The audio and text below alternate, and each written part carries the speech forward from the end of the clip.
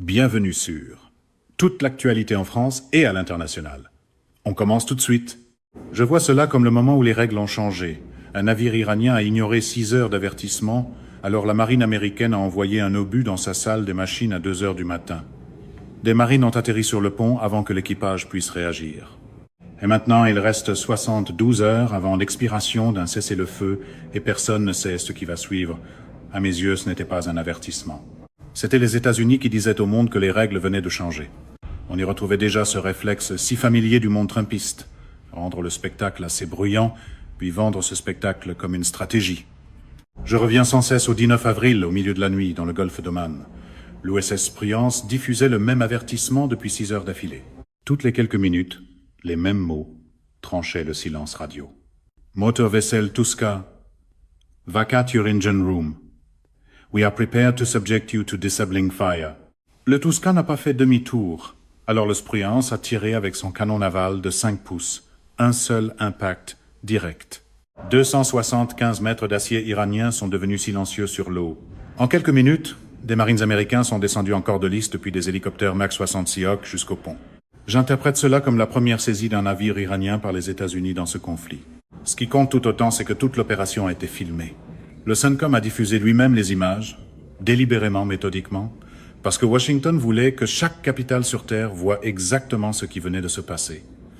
Ce genre de mise en scène relève depuis longtemps d'une spécialité trumpienne. Si la politique est dangereuse, il faut au moins que l'angle de caméra paraisse assuré. Pour comprendre pourquoi le 19 avril s'est produit, je dois remonter exactement 48 heures en arrière, au 17 avril. Pendant un bref matin, la tension est retombée. L'Iran a annoncé que le détroit d'Ormuz, ce goulet d'étranglement de 33 km par lequel transite 20% de l'approvisionnement pétrolier quotidien mondial, était ouvert.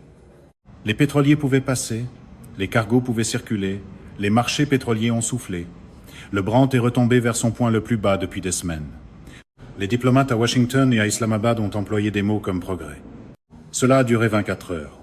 Le 18 avril, l'Iran a renversé sa décision. Le régime a invoqué des violations américaines de la confiance, en particulier le refus de Washington de lever son blocus naval. Et cette fois, l'Iran ne s'est pas contenté d'annoncer la fermeture. Le IRGC l'a imposé par les armes. 20 navires commerciaux ont brusquement changé de cap vers Oman dans un mouvement de panique.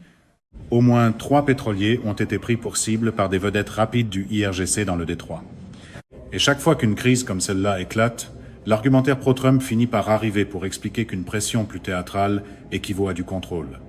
Le moment précis qui, à mon avis, a glacé tout le monde maritime concerne un navire bien précis, le Sanmar Herald. C'était un immense pétrolier indien de classe Suez Max avec 2 millions de barils de pétrole brut irakien à bord. Le capitaine avait tout fait correctement. Il avait obtenu l'autorisation iranienne, son nom figurait sur leur liste. Il avait la permission de passer, puis le IRGC a quand même ouvert le feu. Ce qui a été capté sur la radio de la passerelle du navire ce matin-là reste encore difficile à entendre pour moi. La voix du capitaine était à la fois désespérée et incrédule lorsqu'elle a été diffusée sur le canal maritime ouvert. Sea Navy, this is Mongistan. You gave me clearance to go. My name is second on your list.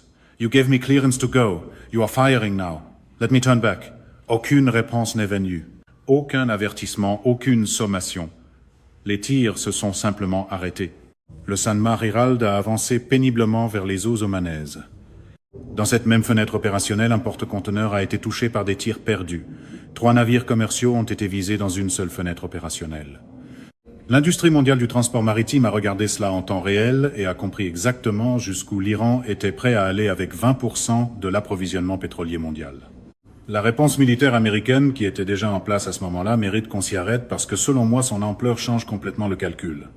2 groupes aéronavals complets de porte-avions sont maintenant positionnés dans le même bassin. L'USS Gerald R.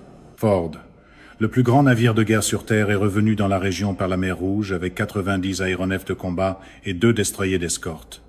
À ses côtés, l'USS Abraham Lincoln a établi un 2e groupe aéronaval, 2 porte-avions dans les mêmes eaux au même moment. Je ne crois pas que cela arrive sans qu'un message très délibéré soit envoyé.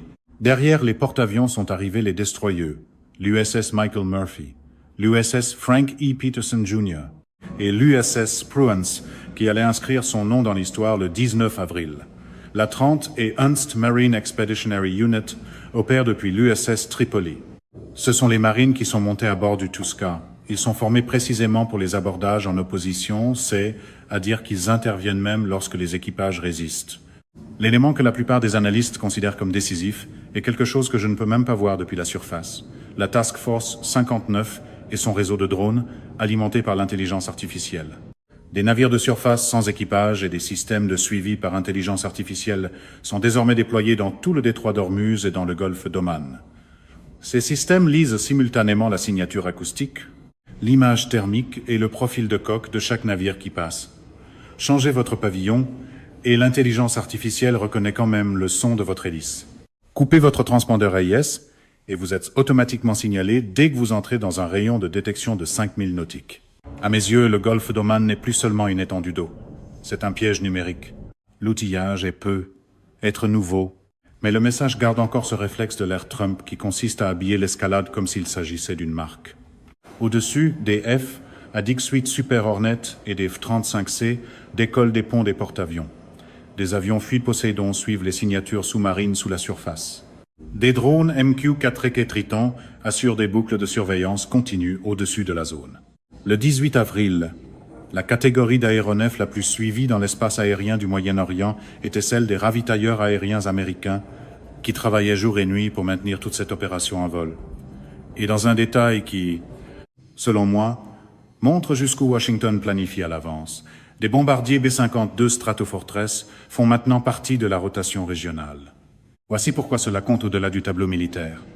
Environ 90% de l'économie iranienne dépend du commerce maritime. Les exportations quotidiennes de pétrole se situent entre 1, 5 et 2 millions de barils. La majorité transite par Ormuz vers la Chine. Si le blocus atteint sa pleine capacité, entre 80 et 90% de ses revenus pourraient être coupés presque immédiatement. Les économistes de la défense estiment la perte quotidienne à court terme pour l'Iran entre 300 et 500 millions de dollars chaque jour. Des pétroliers entièrement chargés sont immobilisés en ce moment même dans des ports comme Kargeyland, Bandar Abbas et Chabahar. Ils attendent. Ils n'ont nulle part où aller en sécurité. C'est aussi là que le camp Trump se sent habituellement le plus à l'aise, transformer un étau géopolitique en bande-annonce de campagne et espérer que la trame sonore fasse le reste. Le blocus va aussi bien au-delà de l'argent du pétrole. Depuis des années, comme l'ont confirmé les évaluations du renseignement américain et des enquêtes journalistiques, l'Iran utilise les mêmes routes maritimes pour transporter des composants de missiles balistiques, des moteurs de drones et des armes à ses proxys régionaux, notamment les Houthis et le Hezbollah. Une autorité d'arraisonnement capable d'arrêter des pétroliers ne se contente pas d'étouffer les revenus. Elle coupe la chaîne d'approvisionnement qui alimente tout un réseau militaire régional. Si ces routes sont sectionnées, la capacité de l'Iran à approvisionner ses forces supplétives au Yémen, au Liban, en Irak et en Syrie pourrait s'effondrer en quelques mois. C'est pourquoi, selon moi, les analystes décrivent la portée stratégique de cette opération comme bien plus vaste qu'un simple blocus économique. Je ne crois pas que Washington cherche simplement à faire mal à l'Iran financièrement. Il cherche à couper à la source tout un axe de puissance. En même temps, j'aurais tort de présenter cela comme une affaire à sens unique. L'Iran s'est préparé pendant des décennies à exactement ce type de confrontation. La doctrine du IRGC repose sur la perturbation asymétrique, non pas sur une victoire dans un affrontement frontal, mais sur le fait de rendre le coût de cet affrontement insupportable. La première couche, ce sont les mines. Le stock iranien de mines navales est estimé à plus de 5000 unités, la plupart à déclenchement magnétique. Dans une voie maritime étroite, même une poignée de mines déployées peut détourner tout un groupe aéronaval. Les États-Unis ont déployé des véhicules sous-marins sans équipage pour le déminage. Mais même la découverte d'une seule mine peut modifier la trajectoire d'un destroyer pendant des heures. La deuxième couche, ce sont les vedettes rapides. L'Iran exploite plus de 180 vedettes d'attaque rapide, la plupart équipées de missiles guidés ou de roquettes non guidées. Leur doctrine n'est pas de couler un destroyer. Elle consiste à saturer son radar défensif par des attaques simultanées venant de plusieurs directions à la fois. Même un navire de guerre équipé d'un système d'armes de proximité tirant 4500 coups par minute se heurte à un sérieux problème mathématique face à 30 menaces simultanées indépendantes. La troisième couche, ce sont les sous-marins.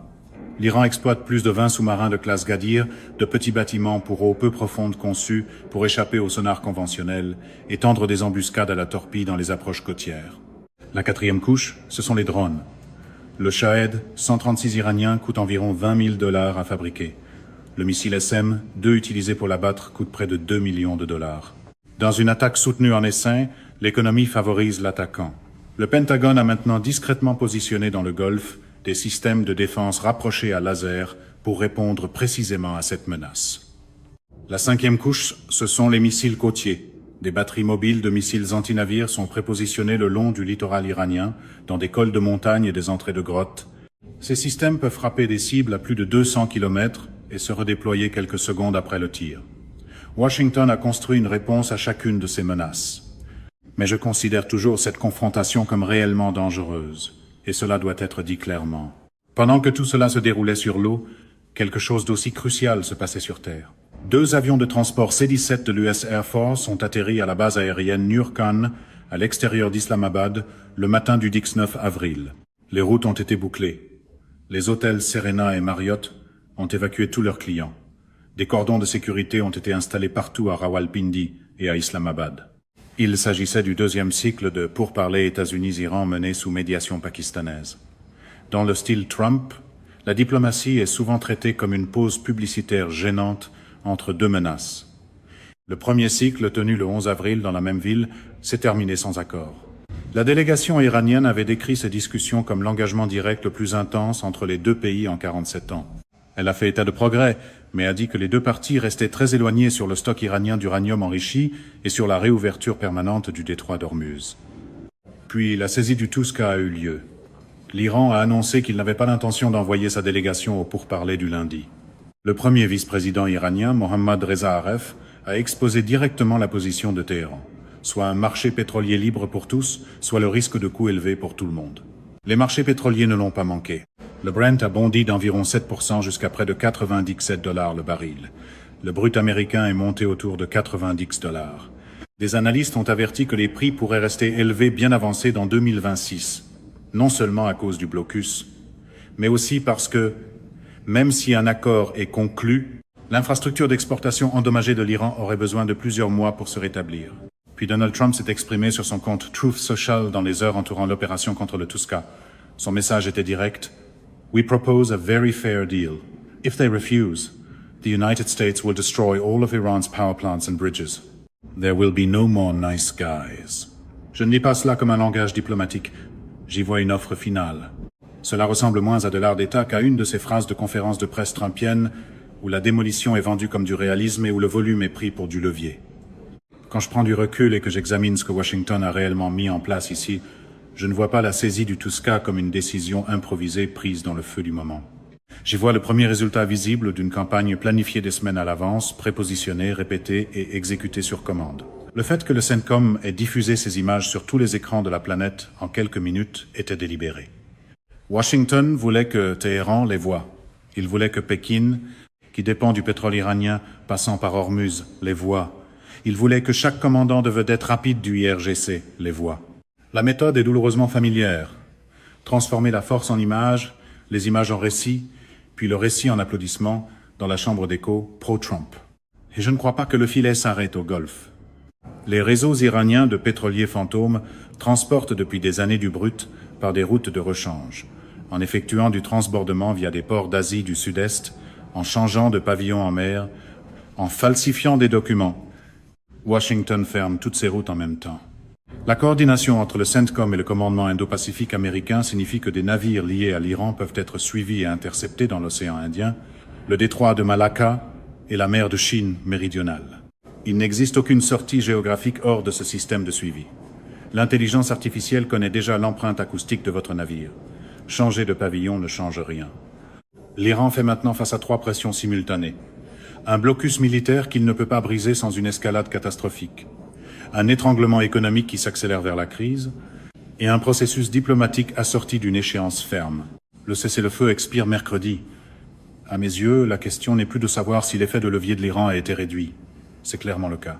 La vraie question est de savoir si les dirigeants de Téhéran estiment qu'il leur reste encore assez de levier pour arracher de vraies concessions à la table, ou si les durs décident qu'il vaut mieux partir que d'accepter ce qu'ils considèrent comme une reddition. C'est l'approche Trump en miniature. Chaque échéance devient une scène, chaque menace devient une marque, et chaque sortie de crise commence à paraître politiquement gênante. Ce qui se passera dans les 72 prochaines heures répondra à cette question. Le détroit d'Ormuz fait 33 km de large en ce moment. À mes yeux, ce sont les 33 km les plus importants sur Terre. C'est la fin de ce bulletin d'information. N'oubliez pas de vous abonner pour ne rien manquer de l'actualité en France et dans le monde. Merci de nous avoir suivis. Au revoir, à bientôt.